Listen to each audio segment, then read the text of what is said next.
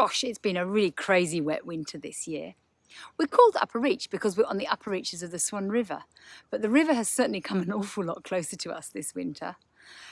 What happens is there's a low point a couple of blocks upriver from us, and once there's enough rain and the river rises high enough, it will break its banks and slowly but surely will start to run through this floodway that we've got running through the lowest part of our vineyard.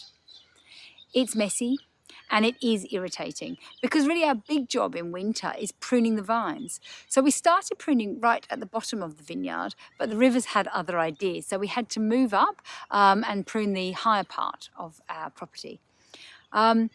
There won't be any damage to the vines. In fact, it really is great news, really, long term, both for the grapes and that 2022 vintage. We've had a really cold winter so far this year, so the vines have really gone properly dormant and they're getting really a decent rest while they shut down over winter.